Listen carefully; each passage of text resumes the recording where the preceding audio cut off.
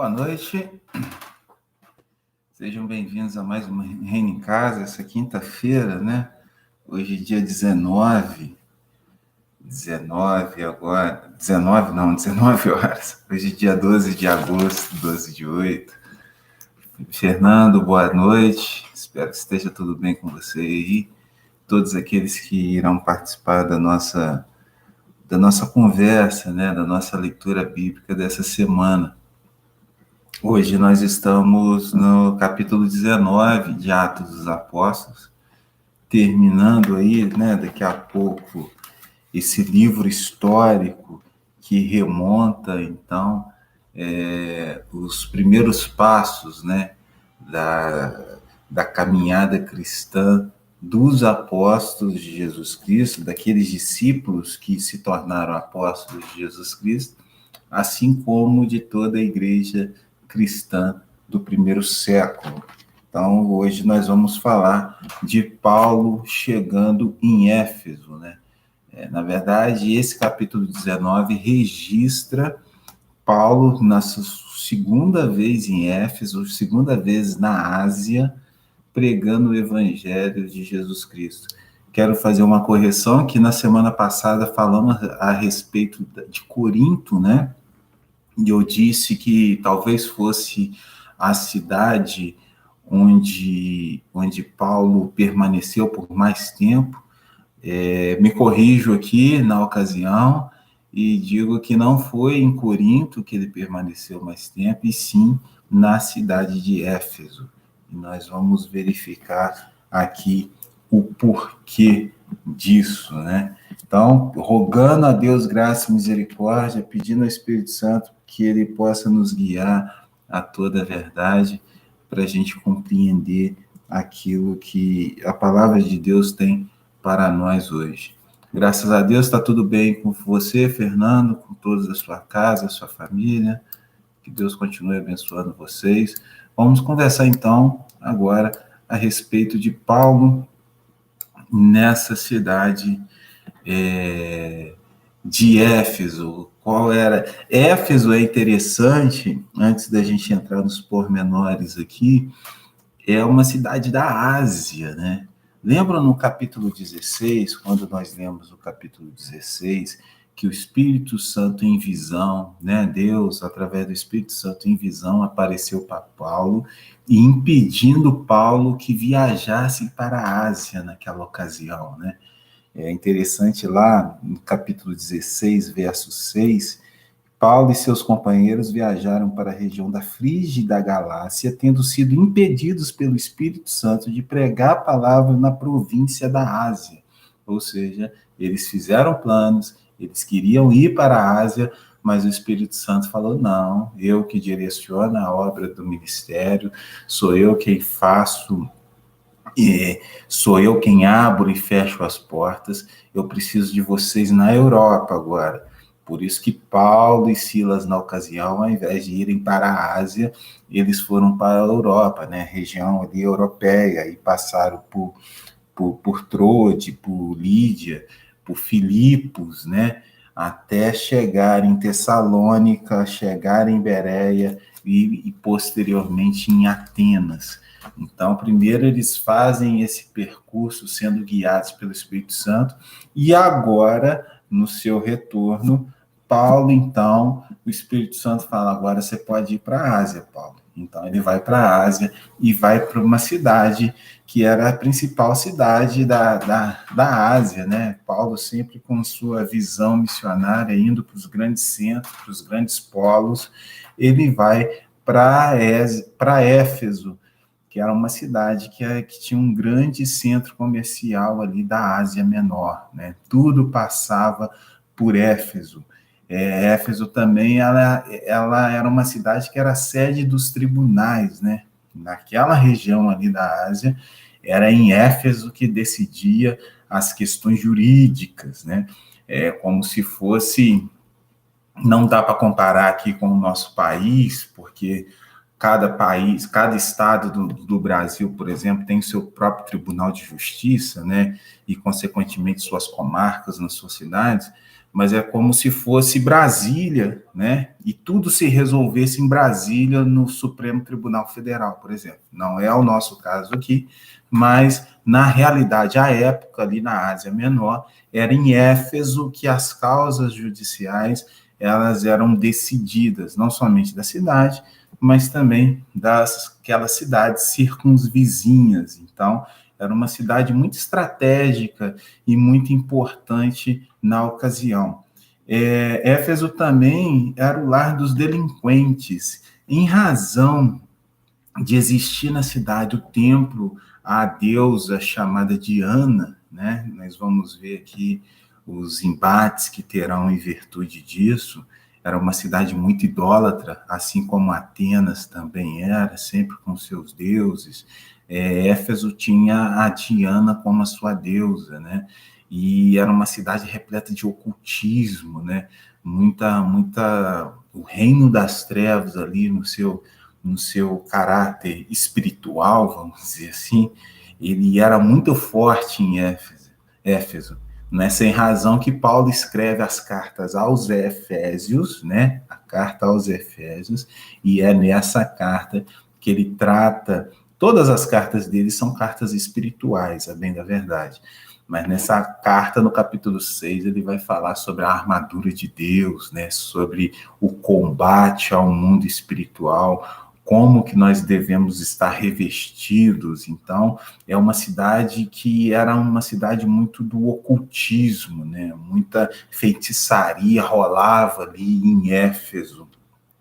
Então, era o lar do delinquente, porque no templo da Diana, por ser o tribunal também ali que julgava as causas em Éfeso, eles davam asilo político a bandidos, as pessoas que cometeram crimes em outras cidades e iam recorrer à cidade de Éfeso para ficar ali em asilo para não serem julgadas nas suas respectivas cidades, províncias, respectivos estados.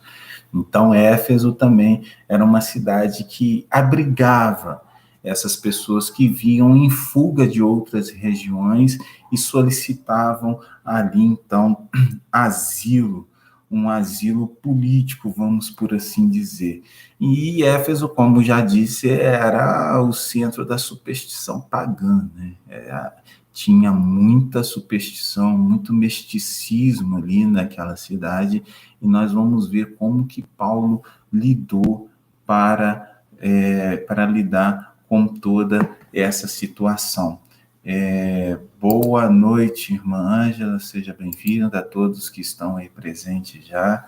Vamos conversar aqui a respeito de Paulo na cidade de Éfeso. Antes da gente entrar detidamente no capítulo 19, temos que voltar um pouquinho no capítulo 18 para a gente entender o 19. É importante que eu acredito que eu não tenha comentado no nosso encontro passado, na nossa leitura passada, a respeito de Apolo. Quem era Apolo, né?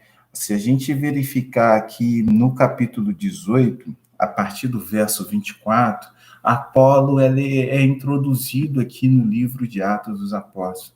Apolo foi tão importante aqui para a obra missionária dessa igreja do primeiro século, que alguns estudiosos até acreditam a escrita da carta aos Hebreus a Apolo, né? É uma minoria dos estudiosos que, assim, sugerem que pode ter sido Apolo, porque a carta, ela não está autografada, né? A carta, ela não tem autoria. Alguns levantam, pelo conteúdo teológico e o conhecimento judaico, pode ser que tenha sido Paulo, mas é uma carta que se destoa totalmente das outras cartas de Paulo, né, na forma da sua escrita, da maneira com que argumenta as matérias na qual ele trata. Então, alguns estudiosos entendem que pode ter sido Apolo que tenha também contribuído com a carta aos Hebreus. Mas Apolo é um personagem muito interessante. No verso 24 do capítulo 18, nós temos Lucas introduzindo ele, dizendo: enquanto isso, um judeu chamado Apolo, natural de Alexandria, chegou a Éfeso. Ele era homem culto e tinha grande conhecimento das Escrituras, ou seja, sabia muito das Escrituras, além de ser um homem culto, inteligente. Fora instruído no caminho do Senhor e com grande fervor falava e ensinava com exatidão acerca de Jesus, embora conhecesse apenas o batismo de João. E esse é um detalhe interessante. Ele conhecia apenas o batismo de João, mas ensinava a respeito de Jesus. Logo, começou a falar corajosamente na sinagoga. Quando Priscila e Áquila o ouviram, convidaram-no para ir à sua casa e lhes explicaram com mais exatidão o caminho de Deus. Eles ouviram Apolo, observaram nele uma pessoa assim, nossa, esse cara vai ser muito útil na obra missionária, mas vamos chamá-lo aqui, vamos mostrar para ele também, através das Escrituras, aquilo que diz respeito a Jesus Cristo, porque ele sabe do batismo de João, né? Ele fala a respeito de Jesus, mas ele não está ajustado, né? Então, Priscila e Áquila chama ele para sua casa. Querendo ele ir para a Caia, os irmãos o encorajaram a escreverem aos discípulos que o recebessem. Ao chegar, ele auxiliou muitos os que pela graça haviam crido, pois refutava vigorosamente os judeus em debate público, provando pelas Escrituras que Jesus é o Cristo. Então, era um homem que possuía autoridade, e é isso que a gente vê no decorrer das Escrituras, né? Deus usando homens, tanto aqueles com mais recursos ou com poucos recursos, na mão de Deus. Deus pode fazer infinitamente mais aquilo que a gente pensa ou aquilo que a gente pede, né?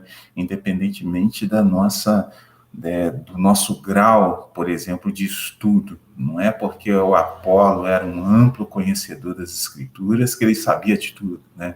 Ele precisou de Priscila e Áquila. Então, isso mostra para a gente que a gente precisa uns dos outros para continuar a nossa peregrinação cristã, mesmo porque o Evangelho de Jesus não se trata de indivíduos, não é um evangelho individualista, mas um evangelho de um corpo, onde no corpo todos os membros estão contribuindo uns para com os outros, e isso é muito importante. Mas o destaque que eu quero dar nessa perícope que a gente leu no finalzinho do capítulo 18 é o fato de Apolo ter estado em Éfeso pregando a respeito do evangelho em Éfeso.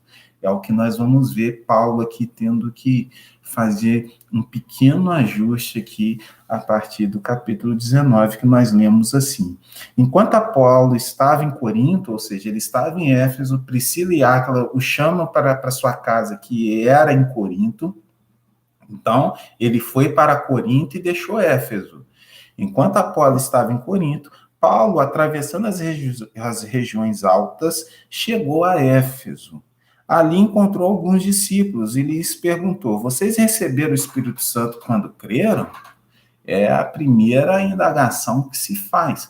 Por que receber o Espírito Santo? Porque o Espírito Santo que é o penhor, né? É o Espírito, nós somos selados através do Espírito Santo. É o Espírito Santo que comunica ao nosso espírito que nós somos filhos de Deus, né? Então, a partir do momento que nós aceitamos Jesus Cristo como nosso único e exclusivo Salvador, o Espírito Santo age através de nós e em nós. E é através dele que nós podemos clamar Abba Pai, conforme Paulo vai nos explicar a esse respeito na sua carta aos Romanos. Então, ele faz uma pergunta: vocês já receberam o Espírito Santo? Ele não queria saber se eles tinham dons espirituais. Ele não queria saber se conforme algumas linhas teológicas diz que ele não queria prova da evidência de ter recebido o Espírito Santo por profetizar ou falar em línguas, mesmo porque, segundo mesmo Paulo aos Coríntios, na sua primeira carta, no capítulo 12, nem todos falam em línguas. Ora, como que eu vou dizer que uma pessoa tem ou não tem o Espírito Santo pelo fato dela falar ou não falar em línguas? Porque nem todos possuem esse dom. O mesmo Paulo vai tratar desse assunto no capítulo 12 da sua primeira carta aos Coríntios. Então, ele faz essa pergunta: vocês já receberam o Espírito Santo? No sentido de que vocês já aceitaram Jesus Cristo como seu único, exclusivo e suficiente Salvador? Eles responderam não. Nem sequer ouvimos que existe o Espírito Santo. Ou seja, com o advento de Jesus Cristo na Terra e com a sua ascensão, né, com a sua glorificação, porque era necessário ele ir para que o Espírito Santo pudesse descer, pudesse vir. Então, com a sua ascensão, como assim? Eles entenderam a respeito do Evangelho, mas não conhecem, ou não conheceram, ou não foram ensinados através do Espírito Santo. Como pode uma coisa com a outra? Aí a gente volta no capítulo 18, quando a gente compreende que Apolo estava ali anunciando Jesus Cristo, mas, conforme Lucas registra, ele foi instruído no caminho do Senhor com grande fervor, embora conhecesse apenas o batismo de João. Então, concordo com... Quem sou eu para concordar com os estudiosos, né? Mas eu dou razão, concordo com a maioria dos estudiosos, que eles vão dizer que, olha, a obra missionária de Apolo, embora ele tenha sido movido com grande fervor, amplo conhecedor das Escrituras, ela estava incompleta. Por quê? Porque ele só conhecia o batismo de João. Ele só conhecia o batismo para arrependimento de pecados, no qual pregou João Batista. Então tá, de volta, qual é a diferença? Paulo vai nos apontar. Então eles responderam para Paulo, nós nem sequer ouvimos que existe o Espírito Santo. Então, que batismo vocês receberam? Perguntou Paulo. Versículo 4. Versículo 3 ainda. O batismo de João, responderam eles. Disse Paulo, o batismo de João foi um batismo de arrependimento. Ele dizia ao povo que cresce naquele que viria depois dele, isto é, em Jesus. Ouvindo isso, eles foram batizados no nome de Jesus. Qual a diferença aqui? Peraí, então, eles foram batizados no batismo de João, segundo Lucas registra, mas era um batismo de arrependimento, Paulo explica, e então eles foram batizados em nome de Jesus? Sim, é a única vez no livro de Atos dos Apóstolos que a gente observa que houve 2 batismos sobre algumas pessoas. Por quê? Porque o batismo de João, que fora pregado por Apolo, era aquele batismo que a gente observa nos evangelhos, que ele estava preparando o caminho do Messias. Então, João Batista, aquele que fora profetizado pelo profeta, que iria abrir o caminho do Senhor, para que quando o Senhor viesse e as pessoas pudessem compreender que ele era o Messias, era um batismo no qual o próprio Jesus Cristo foi batizado de arrependimento, para entender que as pessoas precisam mudar as suas vidas, pedir perdão dos seus pecados para Deus, para que pudessem reconhecer e receber o Messias. Não seria mais aplicável nessa ocasião de Atos o batismo de arrependimento de pecados. Por quê? Porque agora, com o advento da morte e ressurreição de Jesus e a descida, a sua ascensão e a vinda do Espírito Santo aqui para a terra, e sendo derramado sobre toda a carne, o batismo não é mais o batismo de arrependimento, mas é um batismo em nome de Jesus. Na verdade, em nome do Pai, do Filho e do Espírito Santo, né? Conforme Jesus nos orientou, nos ensinou. Então, é um batismo que não visa a salvação do homem, porque o batismo não salva, mas é uma confissão confissão pública de que eu estou aceitando Jesus Cristo como meu único, exclusivo e suficiente Salvador. Então, o batismo de João Batista, em síntese, era um batismo para aquele que ainda iria vir, o Messias. Eu estou batizando vocês para que vocês se arrependam dos seus pecados, porque o Messias está vindo.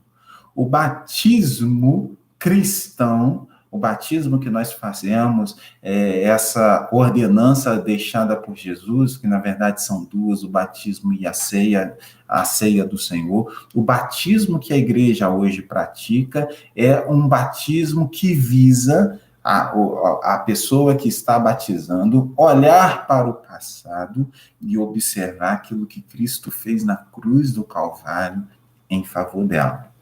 De novo, o batismo de arrependimento pregado por João era um batismo que visava o futuro. E qual era o futuro? A vinda do Messias. Beleza, o Messias já veio e já fez a sua obra. Ele voltará. Isso é uma outra história. Mas o Messias já veio.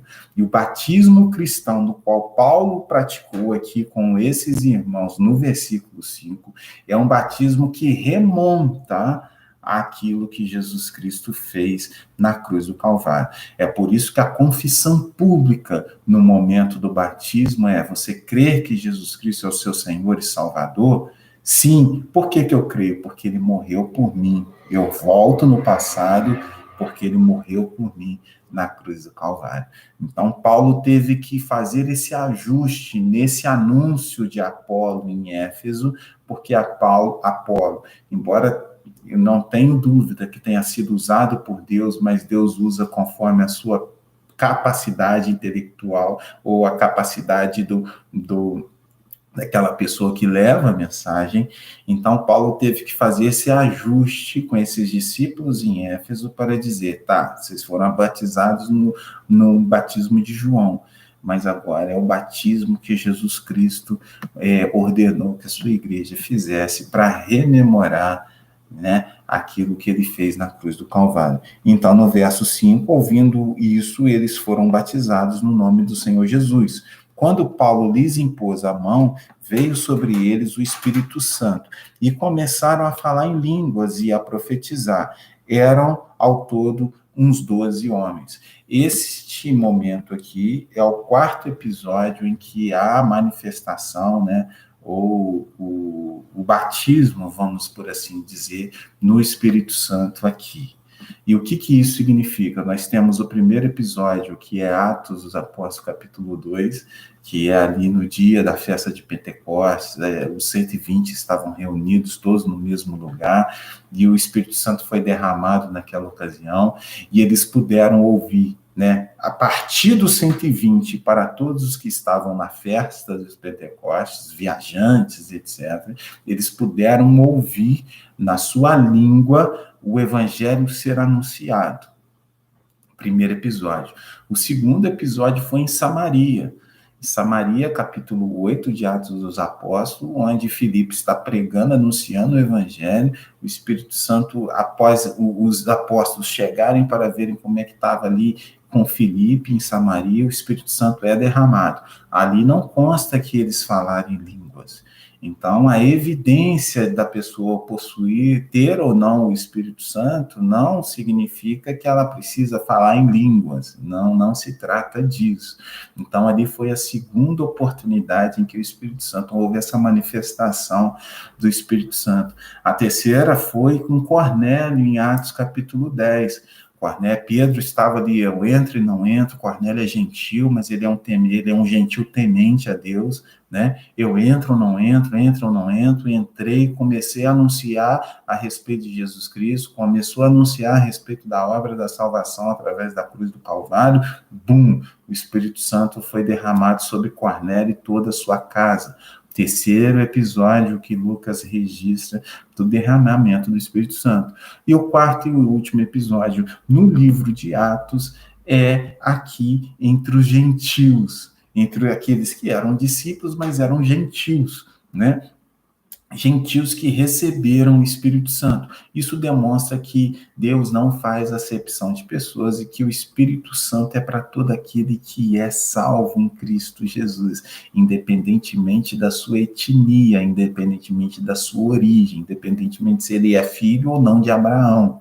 Porque os filhos de Abraão foram batizados em Atos 2 e em Atos 8 também, porque os samaritanos também são meios primos, mas vêm da mesma linhagem, mas, Samaria era reino do norte, então fazem parte da aliança de Deus com Abraão, mas a partir dali, Cornélio e esses discípulos em Éfeso, eles não eram filhos de Abraão. Isso mostra, então, que Deus não faz acepção de pessoas. Ele escolhe quem ele quer. Basta que a gente abra nossa boca e anuncie o evangelho da salvação. Então, o Espírito Santo veio sobre eles e eram ao todo uns 12 homens. Paulo, então, entrou na sinagoga, porque tinha uma sinagoga em Éfeso, e ali falou com liberdade durante 3 meses, anunciando Jesus Cristo, argumentando convincentemente acerca do reino de Deus. Mas alguns deles se endureceram e se recusaram a crer,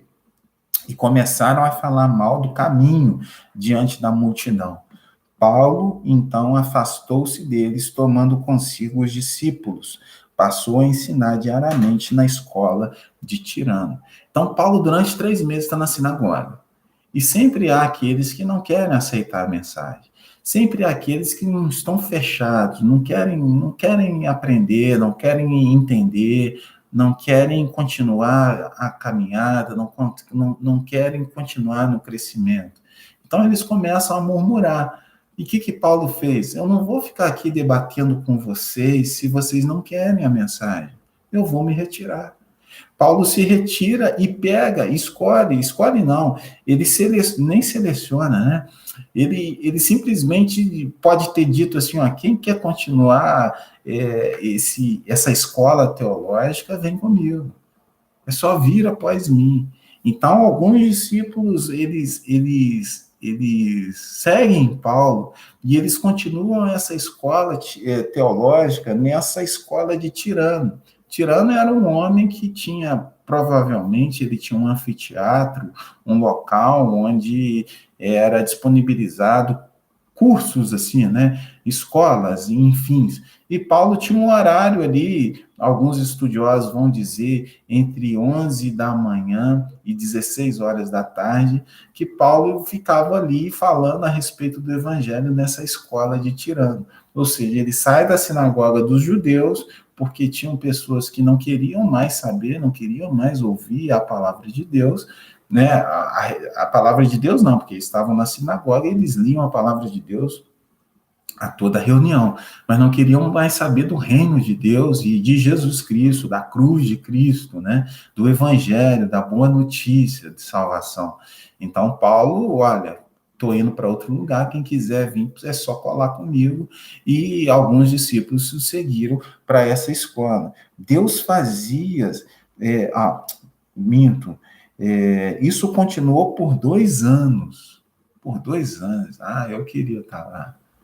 2 anos ouvindo Paulo no intensivão a respeito da cruz de Cristo. Imagina as coisas que Paulo falou, né, a respeito do evangelho da graça de Deus. Eu gostaria de ter tido essa oportunidade, mas quisera Deus que eu nascesse aqui na década de 1980. Então, Paulo continuou por 2 anos, de forma que todos os judeus e os gregos que viviam na província da Ásia ouviram a palavra do Senhor. Todos aqueles que se interessaram ouviram a palavra do Senhor, porque Paulo ficou nessa cidade, nesse aqui, na escola de Tirano, por 2 anos. Deus fazia milagres extraordinários. Essa palavra extraordinária que Lucas traz aqui, ele não detalha, não traz em detalhes, né, melhor dizendo, quais eram os milagres que Deus fazia através de Paulo, mas ele denota, ele adjetiva esses milagres como extraordinários, algo assim surreal. Lembrando que o que nós conversamos aqui a título de introdução, que Paulo está numa cidade onde o ocultismo imperava, onde a feitiçaria imperava, onde o reino das trevas é quem comandava, né? Mas o evangelho chegou, a luz chegou, e aonde chega a luz, as trevas elas se dissipam, não tem como ficar. Então, Deus começou a operar através de Paulo ali em Éfeso para mostrar não somente que o evangelho é o poder de Deus para a salvação de todo aquele que nele crê, mas também para evidenciar o poder que há nesse evangelho. Os sinais e maravilhas e milagres, eles seguem os apóstolos aqui nessa ocasião para sustentar os seus discursos. O milagre, nós sabemos que ele não salva, né? O milagre por si só, ele não tem a capacidade, Deus é misericordioso de operar o milagre na vida da pessoa, mas se a pessoa não se render ao senhorio de Jesus Cristo, ela não alcança a salvação. Mas o milagre, de outra maneira, pode ser um meio para que essa pessoa alcance a salvação. E era isso que Deus utilizava aqui. Ele utilizava desses milagres extraordinários para que esses sinais e maravilhas, para que as pessoas pudessem olhar para Cristo. Essa é a estratégia. Não é uma estratégia, venha para a minha igreja porque aqui tem milagres. Porque se a gente lançar um slogan como esse, a nossa igreja local, por exemplo, vai ficar entupida de gente. O pastor terá que marcar 2, 3 cultos. Por quê? Porque as pessoas querem sinais. Os judeus já queriam sinais com Jesus Cristo. Eles estavam diante do próprio Deus encarnado, mas eles queriam sinais, né? Não se contentaram ou não se contentavam em ter um relacionamento próximo e íntimo com o Senhor de tudo. Eles queriam aquilo de tudo que o Senhor poderia proporcioná-los. Então, se a gente lançar um slogan, venham porque aqui tem milagres, ou o Deus dessa igreja é um Deus vivo e faz milagres, como acontece com algumas denominações ali, a igreja vai ficar cheia. Mas não significa dizer que as pessoas talvez queiram arrepender-se dos seus pecados e entregar suas vidas para o Senhor Jesus Cristo. Porque o evangelho trata-se disso.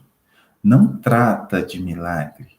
Não trata de cura, mas trata de pessoas entregando as suas vidas para Jesus, reconhecendo que Ele é o Salvador das suas vidas. Pode ser que a cura e o milagre aconteça, Divaldo? Pode ser, nós oramos por isso, mas esse não é o fim.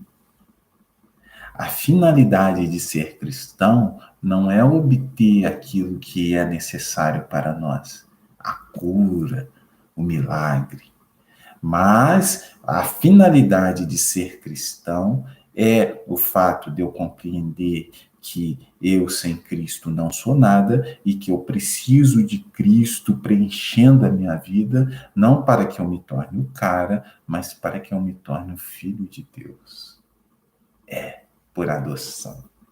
Então Deus fazia milagres extraordinários por meio de Paulo, de modo que até os lenços e aventais que Paulo usava eram levados e colocados sobre os enfermos. Estes eram curados de suas doenças e os espíritos malignos saíam deles. Olha que interessante isso daqui. Porque tem uma galera que pega esse texto e faz desse texto doutrina. E eu estou sendo repetitivo, e você mais uma vez, Atos dos Apóstolos não se trata de um texto normativo. Aqui não há normas, não há doutrinas, não há dogmas para a igreja cristã hoje seguir.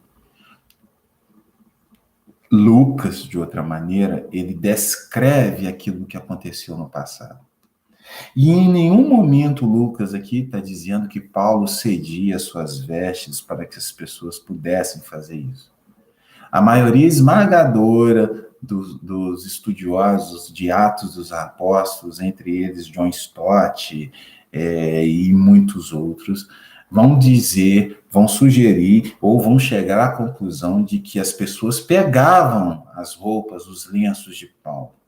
Paulo não distribuía e nem fazia comércio disso, né? Opa, tá dando certo? Então vou começar a vender o lenço do Paulo a X reais, a X denários, né? Que era a moeda que vou começar a vender o meu lençol, né? Porque se você levar o meu lençol que eu ungi, ou se você levar a minha camisa porque eu suei, o meu suor é capaz de curar a pessoa. Não é nada disso.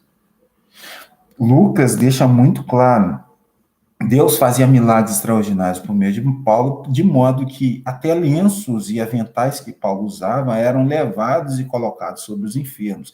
Estes eram curados de suas doenças e os espíritos malignos saíam deles. Qual era o intuito aqui? Vamos voltar novamente na introdução. Nós estamos falando de uma cidade onde o ocultismo imperava, onde a feitiçaria imperava.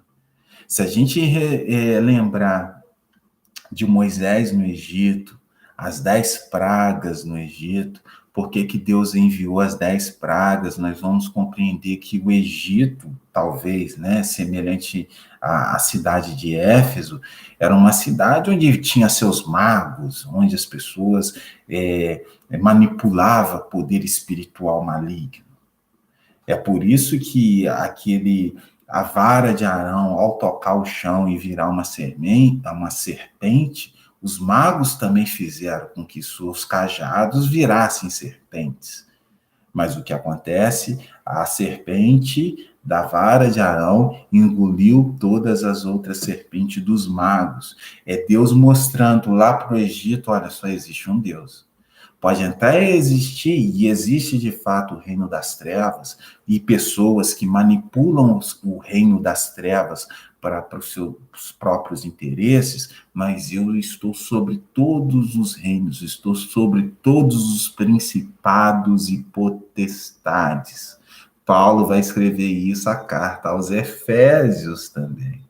Então, aqui, Deus, o que ele está fazendo com Paulo, com esses milagres extraordinários? Está mostrando para a deusa Diana, embora não seja a deusa, mas muitos os consideravam como deusa, está mostrando para os seguidores do ocultismo, dessa deusa Diana, que ele é soberano, que ele é poderoso, que ele é capaz de curar e libertar, ainda que seja pelos lençóis de Paulo, apóstolo. Isso é regra? Não é regra.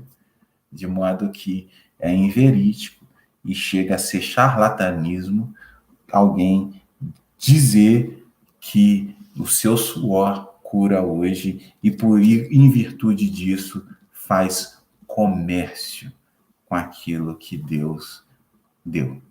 Talvez seja um dom legítimo, um dom de cura, eu acredito, mas as pessoas se aproveitam disso para fazer do evangelho comércio. E não é disso que o evangelho se trata. Então, alguns judeus que andavam expulsando espíritos malignos tentaram invocar o nome do Senhor Jesus sobre os endemoniados, dizendo, em nome de Jesus, a quem Paulo prega. Como assim? Que autoridade que alguém teria para expelir demônio de outra pessoa, rogando o nome certo, mas dizendo, olha, aquele Jesus que Paulo prega. Se você não tiver convicção de quem é Jesus na sua vida, vai não, né? Pode acontecer isso aqui. Em nome de Jesus é quem Paulo prega, eu lhes ordeno que saiam. Os que estavam fazendo isso eram os 7 filhos de Seva, um dos chefes do sacerdote dos judeus. Um dia, o espírito maligno lhes respondeu, Jesus eu conheço, Paulo eu sei quem é, mas vocês quem são? Porque eu não vi, por ilação, né? Talvez o espírito maligno tenha observado assim, eu não estou vendo o sangue desse Jesus sobre vocês. Não, vocês não estão sujeitos ao senhorio desse Jesus. O Jesus eu conheço, o Paulo eu sei quem é, mas vocês Vocês são filhos dele? Eu não estou vendo isso, né? Então, o endemoniado saltou sobre eles e os dominou, espancando-os com tamanha violência que eles fugiram da casa nus e feridos. Versículo 17. Quando isso se tornou conhecido de todos os judeus e gregos que viviam em Éfeso, todos eles foram tomados de temor. E o nome do Senhor Jesus era engrandecido. A razão dos milagres extraordinários, a razão de demônios serem expelidos, de pessoas serem curadas, de pessoas que usavam o nome de Jesus apenas para aparecer e serem expostas, a razão disso tudo era para causar temor nas pessoas. Não, isso é coisa séria. Não dá para fazer comércio em nome de Jesus. Não dá para querer fazer como Paulo faz, sem estar com minha vida debaixo ali do senhorio de Jesus Cristo. Então, a razão disso tudo, a razão final disso tudo que Deus fez em Éfeso, era para que o nome do Senhor Jesus Cristo seria engrandecido. Não era que Paulo era poderoso para curar, para expelir demônio. Essa não é a razão. Nós somos, conforme o próprio Paulo vai escrever, nós somos vasos de barros, né, que carregamos algo rico, algo sublime. Carregamos o evangelho da graça de Deus. Mas quem somos nós? Nós somos pó. Nós somos nada. E o nome dele é que precisa ser engrandecido. Seja engrandecido é uma canção, né?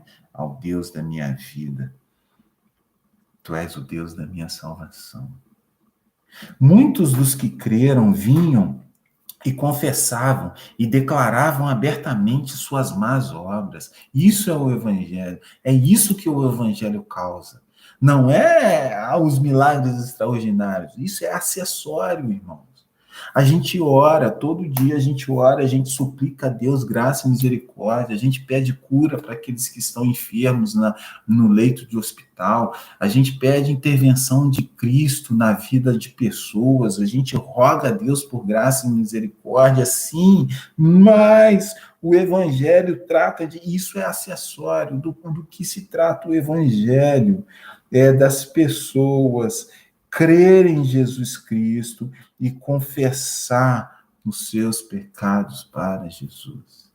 Esse é o poder de Deus restaurando, trazendo, jogando o velho homem para fora e fazendo com que as pessoas venham a nascer novamente. É isso aqui que se trata João 3, Jesus conversando com Nicodemos, falando, não é necessário nascer de novo, Nicodemos. Mas como é que é isso? Eu tenho que voltar para o barriga da minha mãe. Nicodemos, você é um cara inteligente, você é mestre, doutor da lei, Nicodemos. Você não entendeu, cara. Você tem que mudar de vida, você tem que ter um clique, a sua cosmovisão tem que ser outra, tem que ser cristã. Você tem que entender que tudo é para ele, por ele, são todas as coisas. Quando você entender isso, você se joga nos braços dele e fala, Deus me guia, porque é o Senhor que está no controle de todas as coisas. Embora a gente, todos os dias, a gente rogue a ele por graça e misericórdia, por intervenção, que Deus venha curar, que Deus venha libertar. É isso aí que a gente tem que fazer, mas isso é acessório. O evangelho trata da libertação, da conversão do pecador para filho de Deus. Então, grande número, versículo 19, grande número dos que tinham praticado ocultismo, olha só, cidade de Éfeso, reuniram seus livros e os queimaram publicamente. Eu não quero, mudança, isso daqui é mudança de vida. Isso daqui, eu encontrei Jesus. Então, aquilo que eu fazia antes, se é contrário àquilo que Jesus me falou, eu não faço mais. Então, o que eu vou fazer? Se eu mexo com ocultismo, espiritismo, eu tento manipular as coisas espirituais, se eu faço essas coisas, eu não vou fazer mais. Então, o que eu faço? Eu queimo. Então, o que eles fizeram? Pegaram os seus livros de magia, né, e etc., e queimaram publicamente. calculado o valor total, esse chegou a 50 mil dracmas. Dessa maneira, a palavra do Senhor muito se difundia e se fortalecia. O Lucas fez questão de colocar um número aqui, 50 mil dracmas, que era muito dinheiro na época. Uma dracma, aqui, nessa ocasião, segundo os estudiosos, era um dia de trabalho. Aqui em Éfeso, tá? Não era em relação aos evangelhos que a gente tem lá uma outra correlação monetária da época. Aqui em Éfeso, na Ásia, uma dracma era entendida como um dia de trabalho. 50 mil dracmas, Lucas calculou. Aí, quando mexe no bolso, quando há prejuízo, o reino espiritual maligno, ele não se detém.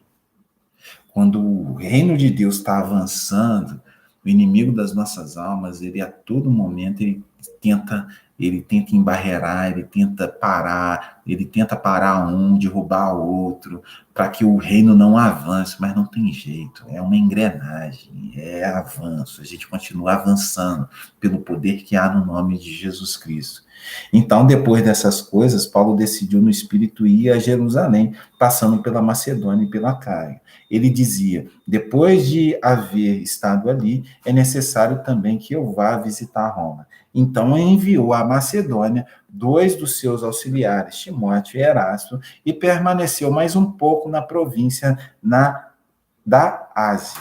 Na semana que vem, nós vamos verificar dos versos 23 aos versos 40, o problema que se deu em virtude dessas pessoas terem queimado seus livros publicamente. O prejuízo, vamos dizer assim, para aqueles que viviam do ocultismo, o prejuízo que eles tiveram, e em razão do prejuízo que eles fizeram. Está aqui esse tumulto, né, em Éfeso, dos versos 23 aos versos 40, que nós vamos terminar na próxima semana. Então, em síntese, o que eu aprendo aqui desses poucos versos de Éfeso 19, que o Evangelho é o poder de Deus para a salvação de todo aquele que crê. É isso que eu aprendo. É isso que eu entendo. Quando a gente abre as páginas das Sagradas Escrituras, a gente entende, a gente passa a entender, olhando para Paulo e suas práticas, aquilo que ele fazia, a gente passa a entender um pouco mais os ensinamentos de Jesus. A gente passa a entender aquilo que ele disse, olha, tudo que vocês pediram no meu nome, crendo recebereis. Mas ali ele estava falando do Espírito Santo. A gente começa a compreender que o que importa é o teu reino e a justiça dele, o reino dele e a justiça dele. Então a gente começa a compreender que o que interessa é a vontade de Deus e não a nós. Então, quando a gente compreende isso em totalidade, que o importante é a vontade de Deus, e Deus quer que mais e mais pessoas se sujeitam ou se submetam a Jesus Cristo, ao senhorio de Jesus Cristo, ele pode nos usar de maneira extraordinária, assim como ele usou Paulo. Quando nós entendemos que Deus, com perdão, dá a comparação, mas quando nós entendemos que Deus não é um caixa eletrônico, onde a gente acessa quando a gente precisa, ou ele não é um supermercado quando a gente vai, quando a nossa despensa está vazia, quando a gente compreender isso, que Deus não é aquele a quem a gente roga e suplica quando estamos precisando de alguma coisa, mas de outra maneira, ele é alguém que está conosco todos os dias até a consumação do século. Quando a gente compreende isso, a gente vive para ele. Embora a gente tenha os nossos planos, nossos projetos, nosso corre diário, mas a gente vive no plano de Deus e não no nosso plano. De modo que eu acesso a ele não quando eu preciso, mas eu acesso a ele para perguntá-lo, Pai, qual é a sua vontade para essa sexta-feira, dia 13/8? Quando o celular despertar, quando o despertador despertar, ou quando eu acordar, abrir os meus olhos, quando eu estiver consciente, me levantar da minha cama e começar um novo dia. Deus, o que o Senhor quer de mim hoje? Talvez quando a gente começar a compreender isso, nós todos, nós saberemos o quanto e como Deus usou os apóstolos no passado para que, verso 17, o nome do Senhor Jesus Cristo ser engrandecido nas nossas vidas e através das nossas vidas e na vida das pessoas que estiverem à nossa volta. Pai, obrigado. Obrigado porque através dos atos dos apóstolos, aquilo que o Senhor fez no passado, nós compreendemos o seu modo operandi, né? Como o Senhor operou ali na igreja do primeiro século, como a sua obra missionária avançou e o que aconteceu em decorrência disso. Mas sabemos que hoje, Pai, assim como no passado na cidade de Éfeso, pessoas estão presas, pessoas estão abatidas, pessoas estão dentro das suas residências, Pai, sem ânimo para sair. Talvez, Pai, muitas sendo oprimidas pelo maligno, pessoas desanimadas, pessoas que não sabem mais como preencher o vazio que existe dentro delas. Então, levante nós, pessoas, para que possamos comunicar com essas pessoas a respeito do seu Filho, Jesus Cristo, que ele veio ao mundo para salvar, para libertar. Ele veio para trazer um novo jugo, um novo encargo, mas esse jugo, esse encargo, ele é leve, ele é suave, para que as pessoas possam compreender que por amor o Senhor o entregou na cruz do Calvário, né? Para que todo aquele que olhasse para a cruz, para todo aquele que olhe para a cruz e se arrependa dos seus pecados, possa ter seu nome escrito no livro da vida.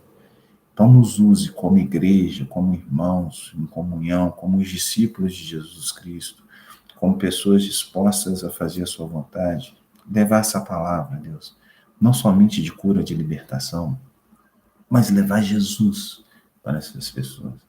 E deixar que Jesus possa agir nessas pessoas através do seu Santo Espírito Santo.